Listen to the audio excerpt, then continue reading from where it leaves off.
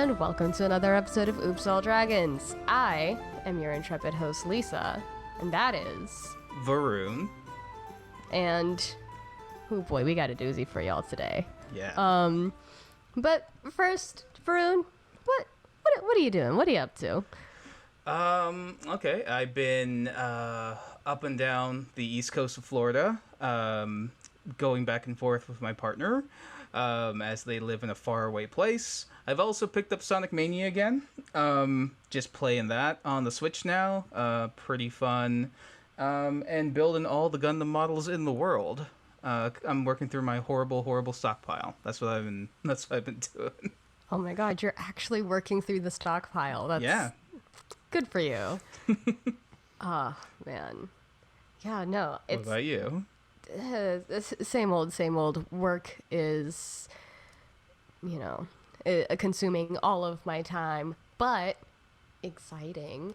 I got invited to my first, get together with new people who don't already like me. Oh. So I'm making friends. New area, new people, new gathering. Yeah, no, I made friends with somebody at work, and he was like, "Come to my birthday party," and I was like, "Oh gosh, oh wow, oh geez, okay." Yeah, I made some friends. Yeah, I'm doing all this nerd crap, and you're like, "Yeah, I'm making friends and being social." Oh, fret not, my friend. It's like the yin and the yang. Yeah. The reason I became friends with this guy is because I was like, I saw him without his mask off for like half a second, which is, at work everybody's always wearing your mask, so like we don't know what anybody looks like. So he takes off his mask for a second at lunch or something, and I'm like, okay, this is niche, but you look like a cross between Matt Smith and Matt Mercer. And he was like, I know who both of those people are. And I was like, great, we're friends now. And like, I literally walk into his apartment and he has like two of the like Critical Role pop figures. And I'm like, oh yeah, all right, I'm in the right crowd. You found your people. Well, he just kind of spoke up. So let's introduce our intrepid, amazing guest, who you probably already know who he is from the description. Or by the voice alone. Yeah. I will say, like in our little pre-roll, you chimed in, and I was like kind of jarred. I was like, hold on, wait, is Varun like playing a video? What's happening? Oh no, it's him, it's real. It's that crustacean that we all adore. It's Mr. CritCrab himself. Hi, how you doing? Hey, I'm doing great. Just, making videos in between eating dead fish or whatever washes up on a beach. Digging holes and such To protect myself against the elements. Scuttling along. Just scuttling along. Don't mind me. That's how we do. It's how all the crabs do. Mm-hmm. So beyond scuttling, what you been up to, Crit, in this now starting to open up world? Yeah, it's just opening up. I feel like it's been forever. Yeah. I feel like I'm coming out of cryo sleep or something. Yesterday, actually, for the first time, I needed to go shopping, and because I don't normally drive, I just walked over to the store, and like restaurants were full again. People were just walking around without masks, and I'm like mind blown. I'm like, wait a minute, this is kind of what normal looks like. This is what humanity looked like. Yeah. It was kind of like, it was like weird because it's been over a year. Oh yeah. Since we're then. all just kind of pretending like the apocalypse didn't just almost happen. Yeah, No, I am in that same boat. I've not been at a lot, but I've been to a couple, things with friends at this point. Month or two ago, and yeah, just being like in public in like a restaurant or something, and then there's just like all these people without masks on. It's just like, oh my god, what is this? What is happening? Faces. Yeah. The bottom half of people's faces. Yeah, I know. It's like a foreign area now. Yeah. Weird. Oh my god. Wait, is the game stores open again, Varun? Yeah. The arcade. Yeah. Yeah, Flynn's has been open for a much of once things started to open back up. They've been open. Nice. Yeah. Yeah, no, I'm still struggling to find like a game store that I don't feel like bad vibes in. Yeah. Here. I'll say, especially for you, Crit, because you've never lived over here, but literally 5 minutes from my house at the end of 2019, literal like arcade opened up, and it's not just like video games, although that's a good chunk of what they do. They do D&D because of me, because I suggested it'd be like, hey, some people might like D&D, so we have weekly D&D there now. Warhammer, they're gonna do X-Wing, they do all sorts of TCG stuff, fighting game tournaments. It's like nerd heaven. It's Yeah. I'll plug Man. them, even though we get nothing from this. It's Flynn's Arcade, in Margate Boulevard in Florida here, and it's the bomb. Yeah. For half a second, Varun and I were doing like D&D 101 kind of things. We did like essentially a mini TED talk on like DMing 101, and that was really fun. Yeah. And that's kind of the inspiration for this is we were like, all right, we talk about this stuff a lot. We may as well record it. Yeah. So that's like my like perfect place to go, because the people are good, the place is good. I don't know where you are exactly. I know you're in somewhere in the central time zone, but is there anywhere like that around you? There are a few places, though I live in a very, I recently moved actually, into a very blue collar area. So, I mean, there are some stores that do some like Friday Night Magic or whatever. They play some war games, but none of them are really much bigger than, say, like a small bar or something. Okay. Yeah. So, yeah, I mostly just hang out on the internet. Okay. I mean, where else are you going to hang out? I mean, it's where I've been for the past year and a half. Yeah. I'm just gonna pretend that I had an active social life before then. There's no need to pretend here. We're all nerds who make most of our friends on the internet. It's fine. Let's speak for yourself. I am yeah. speaking for myself. You know what? Yeah, no, I mean, I'm definitely like a child of the internet. Like, the past year where I've just been online, it has not felt much different from the past like 10 years where I've just been online.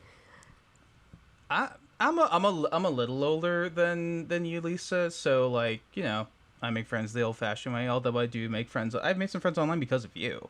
But I'm at the stage of life where getting back in person with people, they've made huge life changes. So like, we're doing D&D at the end of 2019, beginning of 2020. Oh crap, we go into lockdown. Many months later, 2021 rolls around. Oh, we meet up. Oh, you have a kid now? Ah, all right. Person. You have Like a man out of time. yeah. You have a tiny being that you made. Huh? Isn't that check out something? this Gundam I built. Pretty much. Oh yeah, I made a guy too. Oh yeah, this one can shoot a little marble out of its arm when it gets really angry. Oh yeah, is yours pink? Wait, it is. Oh shit. Okay. Boy. Yeah. But yeah. So we've been doing stuff. But that's let's go into it, because Yeah, speaking of nerd stuff. nerd stuff and the internet. How let's start at the very beginning, because you do so many RPG horror stories, and you do actually, you know what? I'll give it over to you. Just like give the listeners a quick like rundown. Who are you? Who is the crab? I'm a crab. I tell D&D horror stories from the dark, cobwebby corners of the internet. On my channel, I have about 190 videos, I think, covering things that go bump in Dungeons and Dragons. Yeah, that's just what I've been doing for almost 2 years now. And Oh wow. I'm gonna assume, because I've heard your channel, you also play D&D. Oh yeah, of course, but people don't tune in for that. No, I have they're several gonna have games to going now. on, and something I've had to make clear in the early stages of my channel because people thought I was ripping on D&D or I didn't like it. I had to make it clear several times that I play the game. I think it's really cool, but there are a few people that at the time weren't really talked about who made a mess of things. Okay. Yeah, no, and I think it's super valuable to, like, one, it's entertaining, and two, I think it's a valuable thing for new players to hear, like, hey, maybe these are behaviors that you should avoid. Yeah. And I think I one thing that I really appreciate that you do is that you don't just read off the story, you also give, like, well, this person could have handled this situation in this way. It could have gone differently if everybody was like a grown-up in the room. Yeah, but it's hard to be the adult sometimes. I've had to yeah. once or twice. I'm all of 20 years old now, so I have to put on my big boy pants every here and there. I don't want to. Wait, It's hold hard. on. Are you telling me you Lisa- were born after the year 2000? Lisa, we're interviewing a baby. You're a baby. Oh my god. I say that as I'm a whole Click, ass clack. 24. Heck off, boomer. I'm a radical youth. Watch me skateboard. You're a zoomer. You're a You're youth. Yes, zoomer. zoom. Look at him. The he bee goes so emoji. fast. The Tide Pods. Yep, that I was there. That was me. You're the one who started eating the Tide Pods. Oh, Yes, no. that was man. all me. I was like, yum, delicious. This is I a mean, good it's the idea. key part to any crustacean's diet. Yes, it's entirely random things that you find kind of washed up. Very diverse range of things. There are seaweeds, dead fish, dead creatures. I mean, Tide Pods and jellyfish. Tide Pods, I mean, they're the same. the oceans are getting polluted more and more every year exponentially. A Tide Pod washes up every here and there. Of course, You're I like, like to ooh. wrap those up and preserve them for a nice celebration. That's why your They're mouth so is hard all to preserve foamy. in the water, though, because they dissolve. Well, this brings up my main question. So, when did your evolution into the ultimate form of being begin? It all began when I was born. All right. And then fast forward a little bit. Yes. Learn to walk, Um, learn to talk. Like, everyone's heard that bit. Yeah, it's You mold a few interesting. times. It's interesting whenever people ask, like, so what's the deal with the crab? Why did you choose crab? I always answer like, well, for one, crabs are cool. I True. don't really. I was trying to think of a cool name, and CritCrab sounded like it rolled off the tongue pretty well, so I just kind of went with that.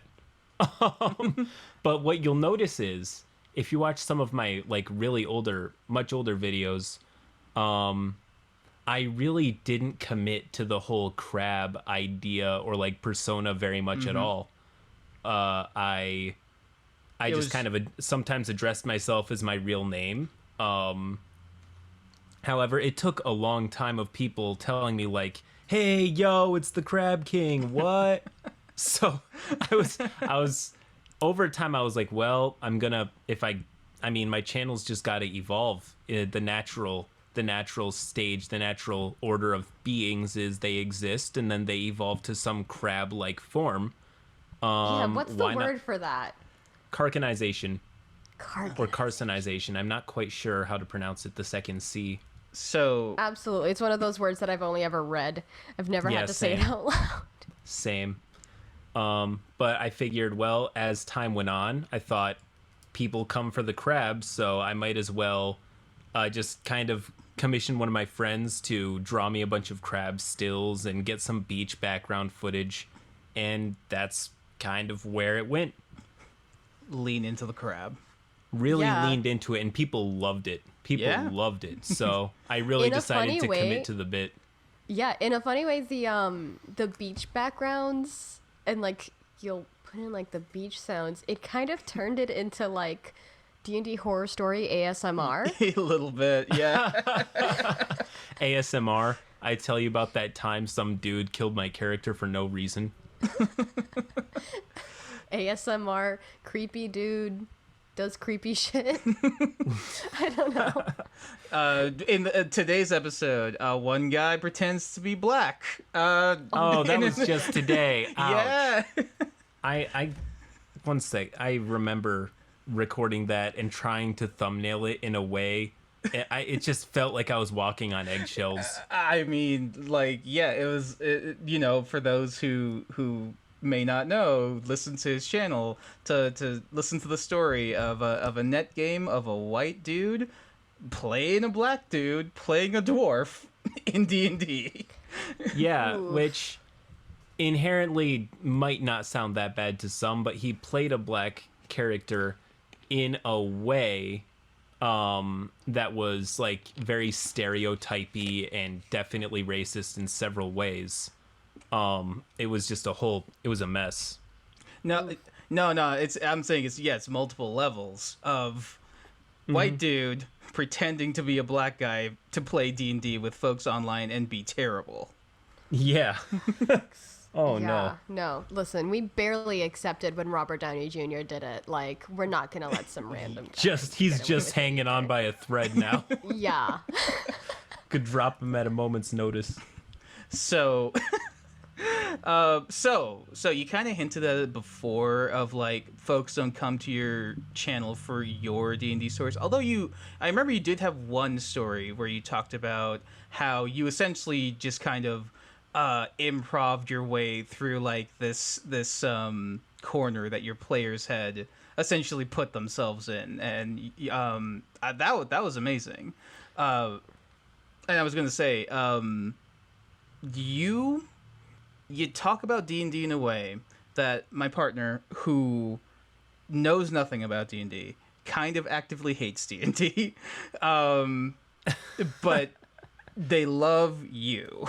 They love the King Crab who tells these amazing stories, and I think that's like a gift. That's really good, and like just using that storytelling on that little bit that we heard on your story. I think we can dig into like, how did you get here? How did you form into this pretty good DM from what I can see? Man, it was. So wait, we're asking how I got into RPGs, how I became a DM? Let's start there. Okay. Man, it must have been when I was like 10 or something.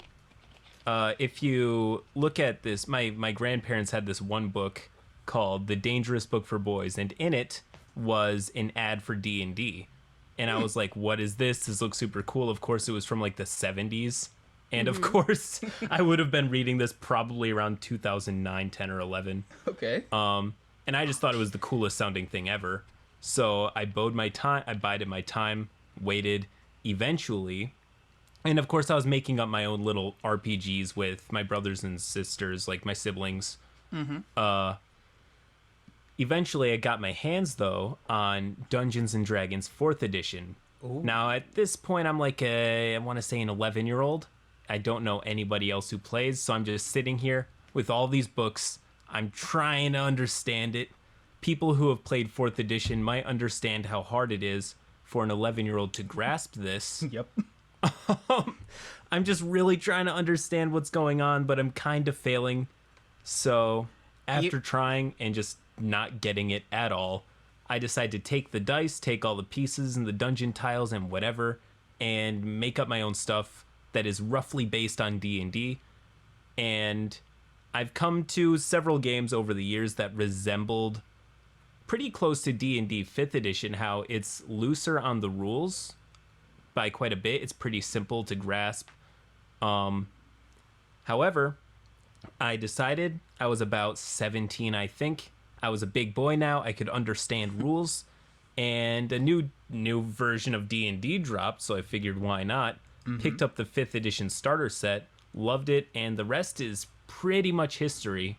It was really easy for me to get my hands on because I've run games that are RPGs that I made up before.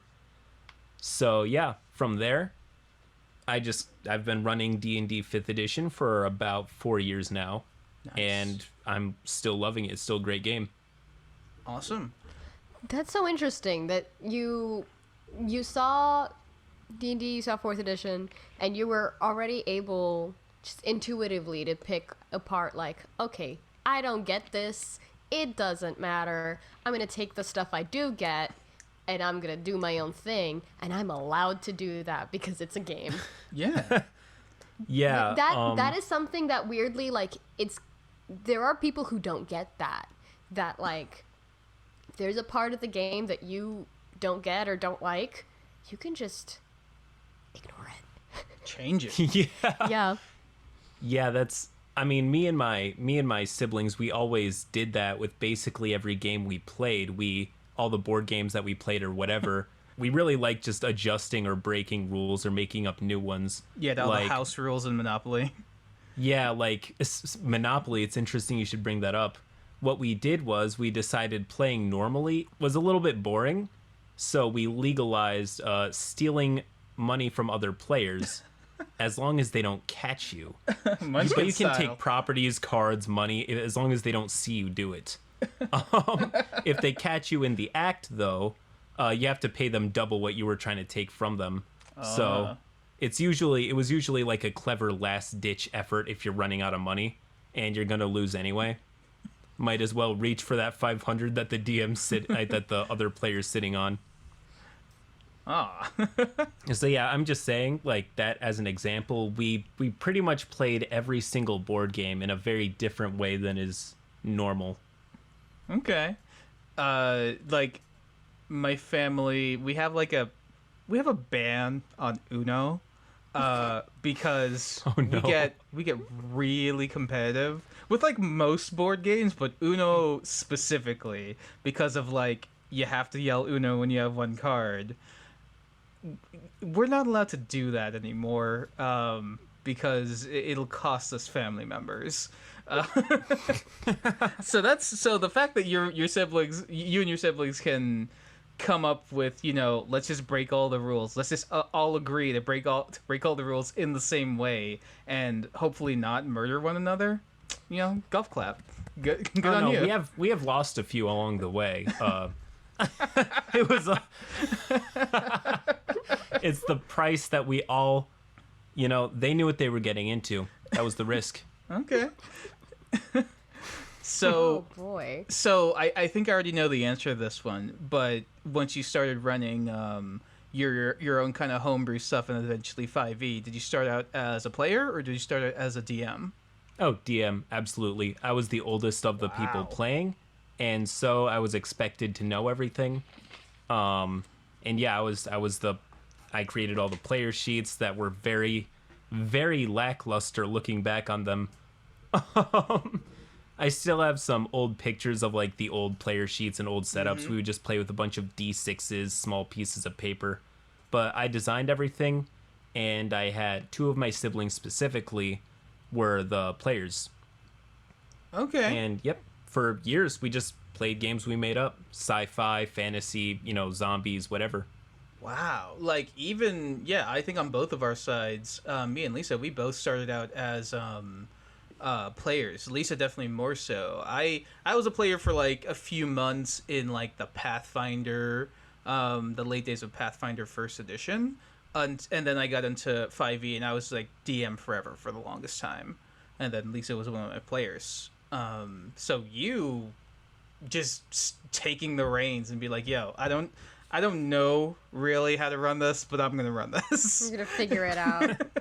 Yeah. I mean, that really speaks to just how easy it actually is. Yeah. Oh, yeah. People talk about these games with their huge rule books and complex systems as if they're completely inaccessible, but I still think that RPGs are some of the easier to grasp games, at least for me. More so than a lot of these board games like Catan. I could latch onto RPGs quite easily. Yeah.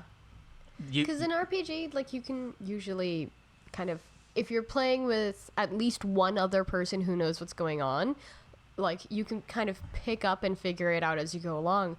With some of these board games that are out today, like, it literally takes longer to explain the rules than it does to play the game. I have some friends who have like the Game of Thrones board game, which is like you pick a house and you do whatever, and you eventually want to be the king of whatever. And I've never seen Game of Thrones, and to this day, they have had that board game for years. To this day, they have never played that game because they cannot parse the rules.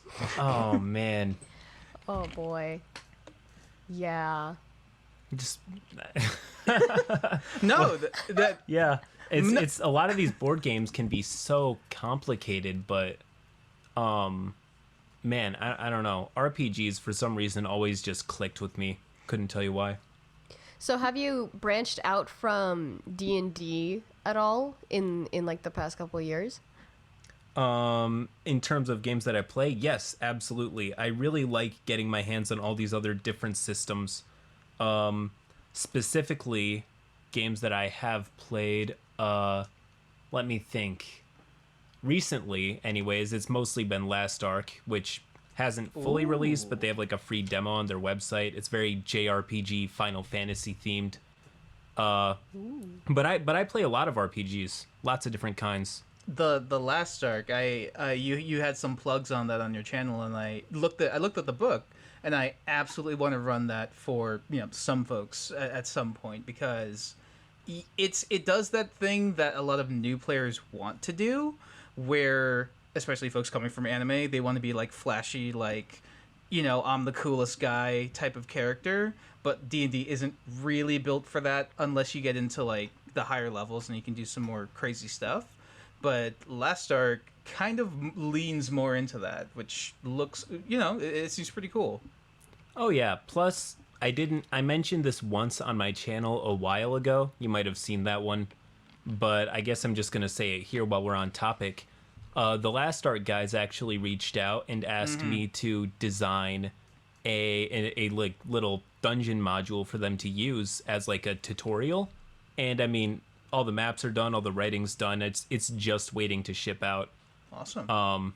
So that's pretty great. I'm going to hopefully introduce a lot of other people to this game through that. Yeah. And there was I don't know if it was Last Ark or something else where you were going to be a crab summon. Yes, Last Ark. Yeah, That's it. They're actually adding my location and the Crab King as official like canon in their world. There will be this little island that's kind of pushed out. That's also the location of the tutorial I'm writing. But yeah, it's gonna be there. The Crab King is just a guy who exists on this little island. And if you raid the dungeon and win, you get like this crab summon ability through this like conch horn. Awesome. Yeah, That's it's so really cool. it's really cool. The devs of the game are amazing. I love all of them. Oh yeah. Now that I can, be around humans more, I'm definitely gonna like give that a whirl. Like next chance I get that, and there's also a mecha system, the mecha hack system, which is the least crunchy mecha system I've ever seen, which is why I love it. Because most other like Lancer or Mechton systems I've seen, it's like it's all math, and I hate that. Because you can tell from my models and all this crap. I'm a giant robot fan, but it's not really the technical aspects. Like I'm not a BattleTech guy. I'm not a Warhammer guy. I'm like Tengen Toppa Gurren Lagann. You like to use your guts to become the size of a galaxy and throw another galaxy at your enemy. There's, making the robot and the pilot work as one, and they enhance one another. that's what the system should be focused on. And this is a tangent on mecha tabletop RPG systems, but that's what any mecha system should be focused on. Yes, there are folks who like the crunchy stuff, like going into Lancer and like wanting to know how their anti-material rifle can do all this damage at a range, and it's beyond the opponent's sensor range. No one cares. Like, that's the most boring thing to do in the theater of the mind. Tell him. Get him. Go off. There was a buddy who's like, yeah, I want to try this game, and give me this book. Like, Saul, you know him, Lisa. He gave me the Lancer book, and I'm just like, I read it for a day. I just read through this whole book. I'm like, this is the most boring thing I've ever read, and it's like 1,000,000 pages long. Yeah, it's just like, I don't know. I don't know if you can tell, Mr. Crit, but we are anti-min-maxers. I don't care that you can do however much damage with your blade song combination, this, that, the other. What are you feeling? Why do you do the things you do? Like, give me the flavor. Where's the flavor? Mm-hmm. There's no flavor in math. Exactly. Math, I hate math. Always have. Personally, when I think about what it's like or how I would like to design RPGs or play RPGs, less is more. That's like the golden rule for me. Make it simple, make it easy and accessible, and, you're going to have a good time. Yeah, that's exactly why systems like Fate Accelerated. Really, appeal to me, even though I haven't played it yet. But you never played with me? No. I've run some Fate Accelerated stuff. You weren't any of those games? No. Okay. I should do that at some point. Yeah. It's very improv-y and very very little numbers. Yeah, basically any system where it the only dice you need are a couple of D6s that you barely ever touch, I'm in. So, and before we go into your actual stories, have you ever been a player? I assumed you must have be a PC at some point, right? I have been a player in a very, very, very few games. Oh wow! I'm gonna be completely honest with you. What? I've played in Adventurers League a few times. One good experience out of 5. No, I would not recommend it at all. Oh, listen to our Adventurers League episode if you want to hear our feelings on that. we continue. Opinions. It's just. Oh no. Anyways, moving on. Aside from that, I'm just telling you right now, if I get started on Adventurers League, I'm gonna go off for an hour, so I'll spare you all the time.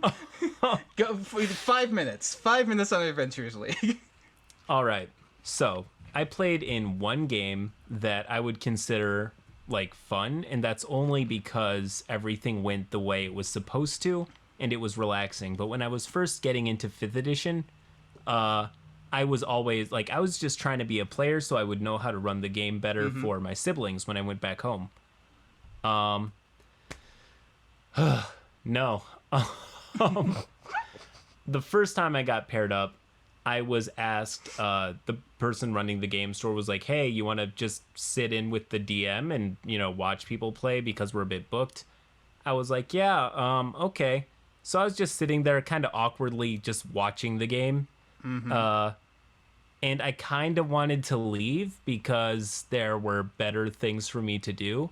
But I could tell that the people at the table, one of them worked at the store, were really trying to rope me in and talk with me and keep me interested, even though that directly took time away from the players because this person was the DM. And it was just, I felt so awkward. At some point, I had to fake a phone call so I could leave. Because you didn't know any of these folks, right? No. Total strangers. But they really were trying to be nice. And they were trying to include me in conversations, but since it was the DM mainly who was trying to do that, probably felt it was his responsibility to do that because he was also an employee. It cut into the players what they were doing. So it was but that went on for like 30 minutes, and I was like 17. I felt, like, should I be here? Should I leave? I don't know how to make decisions for myself yet. At some point, I was like, oh, I'm getting a call. I leave, and I go catch a movie, because this was at a mall. Other times, though, sheesh. One time specifically, the DM was unprepared, had no idea what they were doing, and was... I need to make a video at some point. At some point, I need to make this video.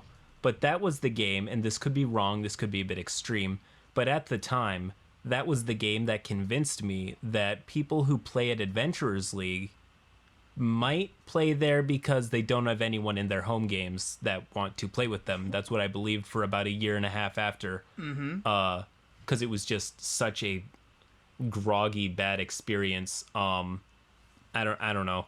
Anyway, what was it? Was it the game itself, or was it like the group? It was the DM mostly, pretty much. Ooh. The DM probably didn't know how to play D&D, and not in a good way. Like, he would just randomly throw things in there, like, while we're exploring, he'd throw in a bunch of cockatrices, or that instantly petrified, like, half the party. And then when he found out that you can't just bounce back from petrification, he would unpetrify certain people. Oh boy. And then repetrify them when the party got too powerful.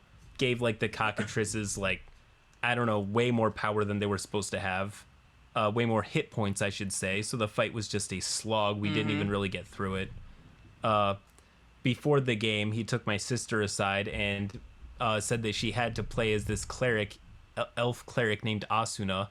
So I should have immediately seen where this was going. Keep in mind, this was when I was also, like, maybe 16. Maybe 17. So, I don't know. The whole thing was a mess. Eventually, though, the game stopped because the place was starting to close. So we were just kind of hanging around. Okay. That's a big shortening of a lot of things, but I don't want to spend too much time focusing on that. It's all right. We had a whole episode talking about Adventurers League, and no, I'm 100% familiar with AL DMs not being prepared, especially when I'm one of the people who volunteers to help run an epic, session for them, and then they just don't do any of the prep work, and I have no idea how the module's supposed to be run. So yeah. It's not an unfamiliar story for sure. Yeah. I have a different question. So whenever you do get a chance to play, how do you tend to approach it? Do you just try to have fun with it, or are you have you ever been one of those people who, like, works out their traumas through their characters? I was gonna bring that up. Personally, and I'm not knocking on anybody who does, trust me, but I would feel bad if I did, for, whatever reason. I usually just keep that to other places, but when I play D&D, I usually do it to get away from all that, to stop thinking about it or whatever. Whenever I'm a player, I usually just play something that's very tropey, if a little bit simple. Like in the current campaign I'm playing in, which is my first actual campaign that I'm a player in officially. First campaign that's actually probably going to go somewhere beyond 2 sessions or so. I'm just a dwarf who his main character trait is hungry and a bit of an idiot. And simple, that's just kind of how it's going. All right. Yeah, just something easy and kind of, I wouldn't even say the comic relief, because that's a bit much, even for this character. I just kind of like watching the other players roleplay and occasionally interacting. A lot like how a DM would run an NPC, I realize. Huh, that's interesting. Do you think that's maybe from, like, the fact that you've been kind of forever DM, so then you approach being a play character in like a more simple way like that? I would say that's probably it. I never thought too much about it until just now. But the person I do play as, like, and I'm not saying this because I would like more of the spotlight, but lets the other players have most of the spotlight. I was introduced to the party as an information giver because and just kind of negotiated priceless information for some saltines because I was that hungry. And kind of had to lead the party somewhere. So I was just like tramping through backyards, climbing into and out of sewers, leading them on this huge adventure, only to find out that where we were supposed to go was like exactly 1 block away. Oh, that's It's one of those. Okay.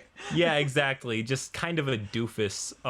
But, you know, I have my moments, but I mostly just kind of hang out in the background and make something stupid happen. And get the party into a little bit of trouble.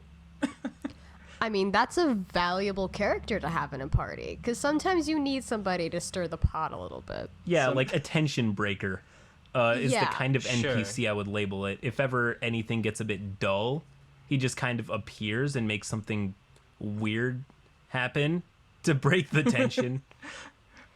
Honestly, Yeah.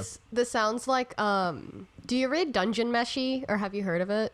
I have not heard of it yet, no. It's the Dungeon it's a food. manga I'm currently reading, and basically one of the characters sounds very similar, where he's a dwarf and like he's leading this party through this dungeon and teaching them how to like cook and eat the monsters that they find on the way. It's really fun, and That's the he's whole very much manga. like that, where he doesn't have like much drama going on with him. He's kind of there to just break the tension and sort of provide information on the dungeon, because he kind of lives in the dungeon. It's a whole thing. Highly Yeah, okay, recommended. that sounds kind of cool. I should read that. You should definitely float me it after this. 100%. I'm trying to just get everybody to read this. Dungeon Meshi. It sounds kind of so cool, and rarely- also that dwarf does sound like what I'm doing. Yeah, because I so rarely actually get around to reading manga. So whenever I do find one that I like, I'm like, please, everyone consume this. Oh, this is a manga. Yeah. Oh, that's kind of cool. I've been meaning to get into one. I haven't read any for way too long. I always liked it. Yeah, no, I it's been just- years for me. It's I okay. used to read Shonen Jump, if I pronounced that correctly. Oh, yes. Yes. It's like anything. It just depends on the story if it captures you. Like, if you don't want to read a million, chapters of Naruto, maybe that's not your thing. I read like the first 10 chapters, I think, if that's what they called them. I read it all the way up through like the Chunin exams. Same. I've watched the anime intermittently, now that it's actually done. I went back in and, saw the most important bits because, I'd already seen a bunch of it. But manga Yeah, there's a lot of filler. Yeah, I have like the first 10 and I'm like, nope, I'm not doing this. I have this and I'll give them away to anyone who wants them. Yeah. Yeah. I mean, let's not even get into One Piece. That's a whole thing. Oh, Like, One how, Piece. how many people, Varun, Yeah, have me. tried to get me to read it, and I'm like, no. No, actually. One Piece is so good. I will show you the I'm movies. sure it is. I but will show it's you the movies, daunting. which encapsulate most of the arcs, so you don't have to commit to nearly 1,000 episodes of anime. Ugh. I mean, like, good for them. Good for them for getting that much content out. It's not easy. But, They are 20 years of content. yeah. Weekly. No. Good for those people who have had a steady job for that long. But yeah, that's the real win. yeah, no, they're winning. They're doing amazing. It's like any show that goes on for 10 seasons. Like the fucking lighting technicians on Supernatural, they had a steady job for boy. 10 I years. know. I was just 15 talking years. about that. I was just watching Like, it the other oh, day. good for them. Yeah. It's like, wow, how have you had a job for this long in 15, this economy? right? 15 seasons? 15 seasons. Oh my god. 15 That's seasons. insane. I thought it was 11 or something, and I No. still thought that was pushing it.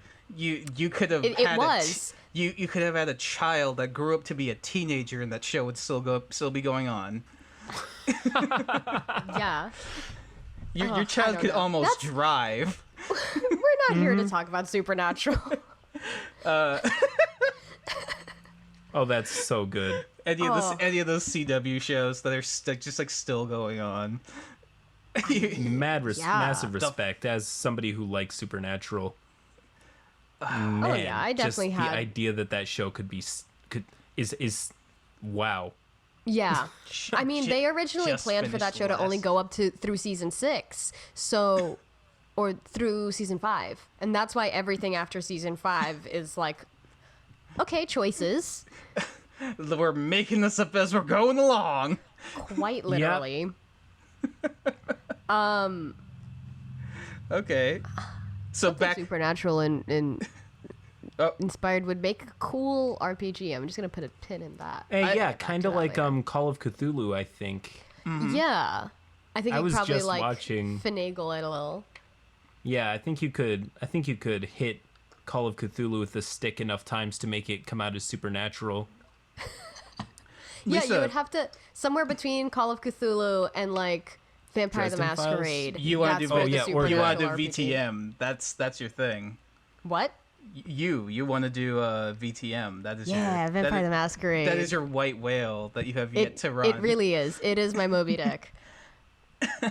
Man, Vampire is a good system.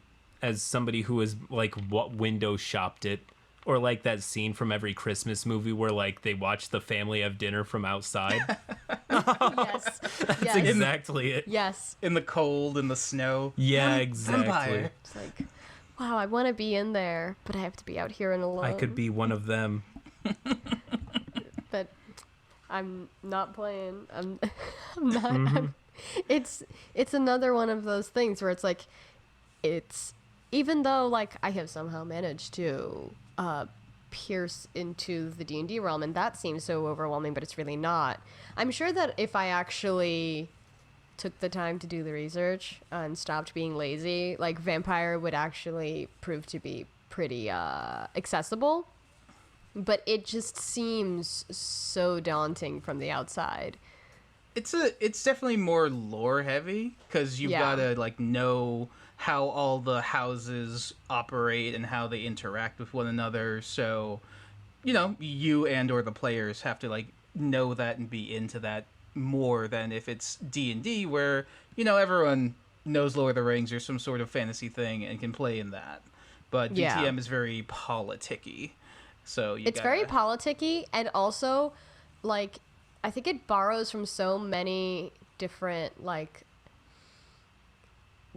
you can play with it so much in terms of like what the rules are to being a vampire, where it's like, are you a Dracula or a Anne Rice vampire, or like what kind of you can go in just so many directions with it. Can I be the energy vampire from the What We Do in the Shadows TV show? Yes, absolutely. Yes.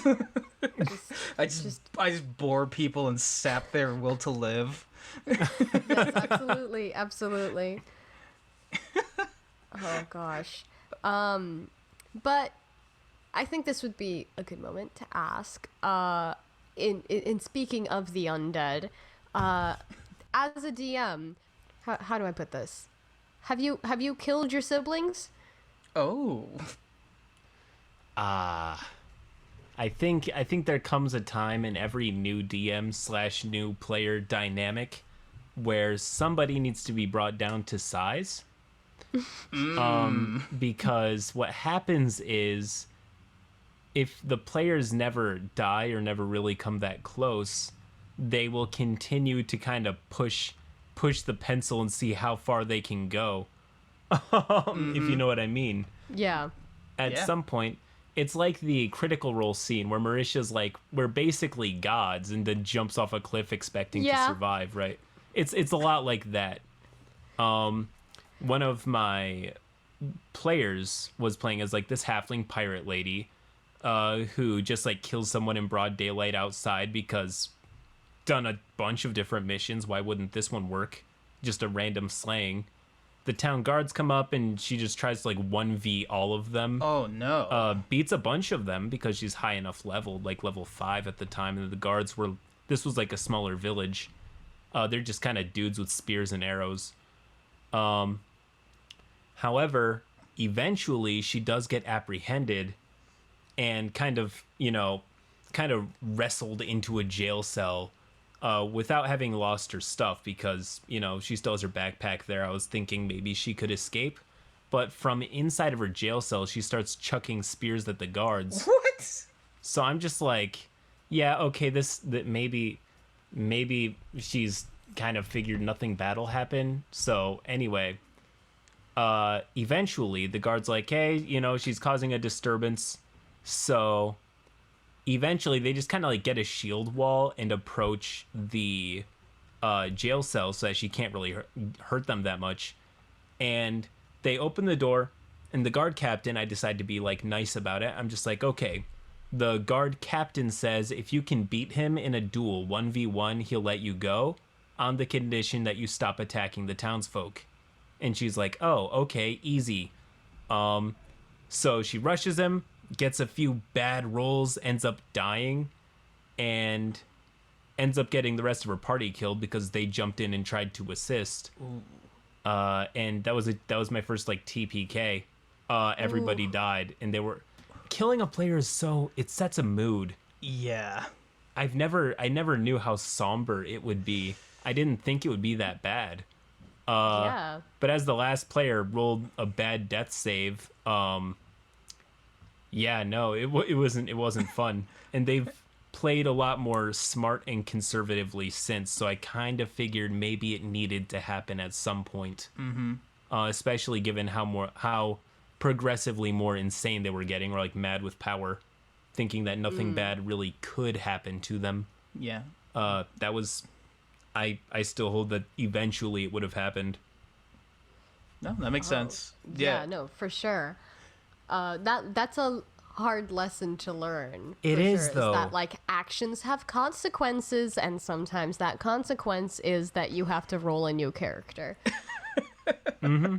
Yep. Started a new campaign after that one, and it was the best campaign ever. Levels 1 through 20, regular Ooh. play, like once or twice a week. It was. I still don't regret having had to kill those players then, because I think that's what led us to a much better campaign in the future. Oh, Nice. yeah. Wait, once or twice a week? Oh, yeah, absolutely. We were all, like, kids. Okay, fair enough. I was Siblings, like you live in the same 17. house. Yeah, I was 17. My players were, if I'm correct, 16 and 15 then. So, yeah, for about 2 years, once or twice a week, we decided to take it really slow, and we did. Level 1 through 20, and it was just the best campaign ever. Oh my gosh. Lucky. Any particular, other than the TPK, any particularly amazing moments that stick out in your mind about that game? One of them, but that's just because of how much of a kind of lesson as a DM. It was like a turning point in my style of DMing. To put it shortly, the players had to defend this area. The players had to defend this area from an incoming attack of undead. They figured, hey, we can stop defending town A, which was under attack, under siege. We can temporarily stop defending this town to quickly hop over to town B, defend that from a huge wave that they have no chance of surviving without us, and then hop back to town A. Easy. They asked me personally, like, hey, do we have time if we rush? And I say, like, yeah, you probably can. So they hold this town, they fight back the legions of undead, and I prepared this epic boss fight where they would fight this giant dragon on top of a collapsing tower. It was a skeletal dragon that was being commanded by a lich. I thought this would be an epic boss fight for like level 15 players. That's not how it went. They get to the top of the tower. They defeat like the lich bad guy. The wizard asks like, "Hey, that's a really cool helmet he has. What does it do?" And I just say, "Oh, it commands all undead creatures in the area."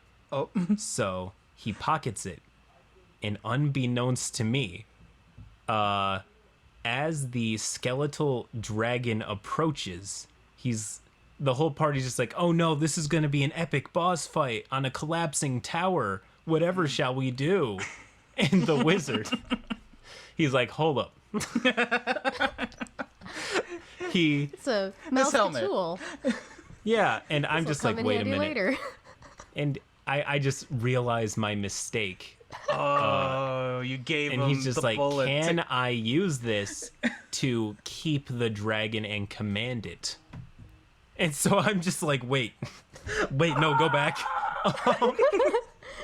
Anyways, I just tell him like, okay, maybe to save my own skin, I can make him roll Arcana to see if he can effectively use it on his first try. And he rolls like a 17. And with his Arcana skill added to it, it's probably like a 22 or something. Mm-hmm. And I'm just like, ooh.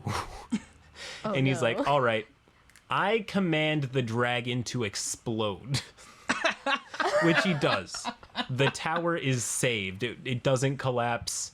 The whole town rejoices. It was still a hard fight beating the Lich in the first place. Mm-hmm.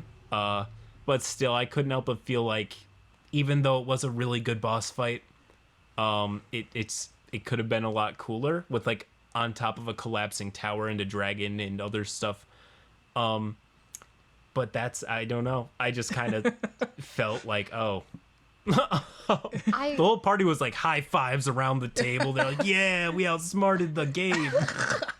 I absolutely love it when, as a DM, you set up this like cinematic moment and then your players find a way to make it as anticlimactic as possible. Yeah, no, honestly, this was their so job. This was their day hobby. But I mean, the players never felt like they missed out on anything because they thought they thought that they outsmarted the bad guy and that they figured out his plan and foiled it before they were all destroyed or something. They're all like, wow, that dragon could have been a serious threat. Yeah, imagine if he struck down this tower. That would be horrible. Imagine having to fight the dragon on a collapsing. That would have been so hard to pull off. Oh, God. Well, no, that's really good because like they still feel the satisfaction because sometimes what can happen in that moment is like they also feel like it's anticlimactic. So if your players kind of break your moment, but they still feel good about it, like, and they still had fun with it, you've won. You've done your job as the DM. Oh yeah, no, they thought that they saved themselves from an unwinnable fight. Like a final stand. They thought that... They thought they outsmarted the character, but no, they outsmarted you. Yeah, no, I'm just like, oh, yeah, good one, guys. Yeah, you did it. You figured it out. You never would have won, I bet. But it's just, man, and what's even better, the cherry on top is how I got my comeuppance. The players are like the elves, because it was like an elven tree tower that they were fighting in. The elves are like, however can we repay you, you know? And they're just like, oh, I have an idea, you know? They're like, teach us Elven for like free. And they're like, oh, of course. Though I will say, and I'm like stressing this, though it will take about a month to gain fluency. And the party's like, yeah, of course. And I'm like, it'll take a long time for you to be able to master the intricacies of the Elven language. They're like, yeah, for sure. However long it takes, we'll hold up. And so, eventually, I just, we end the session there. I let, 4 days pass by, and I'm just still watching the discourse as they're going to learn Elvish, because language is a pretty big part of that campaign, knowing who to talk to and how. And then they're like, all right, now we can ride home to a hero's welcome. So they get on their boat, they sail on home, and I have to describe as they sail home to a collapsed city that's nothing but ash and rubble. Oh, they with forgot only to a go few back. small holdouts. And there's just the look on no. their faces as they realize that they missed. They forgot the other town. Anyways, it was so good. It was. Oh no. You gotta love I mean- a bitter victory like that. Yeah, it's like they saved the elvish like tree tower, but they lost their hometown, which was super important. It's where a lot of cool NPCs were. It's where their home was. It made the rest of the adventure a revenge quest to kill the man responsible, which I thought made it really cool. But yeah, so the final arc of the campaign was just tracking down the guy and saving the universe was a little B plot. But yeah, Oh, you know. the main the thing they were universe. like is, who messed with our town? You're gonna die now. No, I love that. Man. That's awesome. So, I mean, I feel like the original climax got nerfed a little bit, but what happened was it really gassed up and fueled the final fight. So, Yeah. it was really cool. Really good stuff. Oh, that's awesome. Yeah, no. I've always wanted to tell that story on my channel, but I've just never gotten around to writing it down in a good enough way yet, though I probably All the should. This story details. predates my channel being created. This is when you were just a baby crab. This was a baby DM moment. Yeah. No, that's awesome. Like you're already like fairly young, and to be able to like pull off that DM switcheroo, that's very good instincts. It didn't require much on my part. I just kind of had to sit there and let them make their mistake without. I had to bite my tongue. I really wanted to tell them because, there were lots of plot hooks and things going on in that town I was excited for. I really had to bite my tongue down and be like, don't tell him, don't tell him, don't tell him. Not to course- like start chuckling as they're like, yeah, a month is fine, yeah. Yeah, I mean, and it's like I closed the session there so that for the next 4 days they would be able to sit down and be like, think about the campaign, because they were talking about it, and how cool stuff was. I was just waiting for one of them to be like, wait, let's not get comfortable. There was a whole other half of the thing we were supposed to be doing. Yeah, this was the whole thing was one half of their ultimate goal. Oh man. As a DM, you design your own games and all that. Is there anything that you haven't explored in your games yet that you would really like to try out? I know there are things I've been meaning to do or get around to, but things I've been meaning to do or explore in games. I guess one of them would be playing with a larger party, because in all of my games that I've run personally, it's been like 1 or 2 or maybe 3 players. I've never played with more than 4 people. Oh, and wow. I would personally, I would like to see what it would be like to run a game with maybe 5 party members. You are taking like the reverse path that I took to become a DM, because when I started, it was a group of like 8 people. It was me and 8 other players, so 9 people. Ooh. Which was, as you could tell at this point, a bad idea, because like half of them dropped out before the end of the campaign just because of life.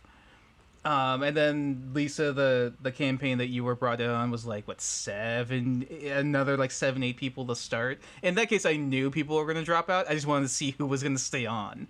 But Yeah, elimination. But Yeah. no, you're going the opposite way. You're starting small, and you're like, what's a 4th person gonna look like? What's a 5th player? Yeah, Yeah, how does that exactly. change the dynamic? Yeah, for sure. Advice Oh, for new yes. players or So- DMs. Yeah, what would you is there anything that you understand now that if you could go back when you first started DMing that you would tell yourself? Oh man. I would say, though, and I have learned this lesson the hard way once or twice, is that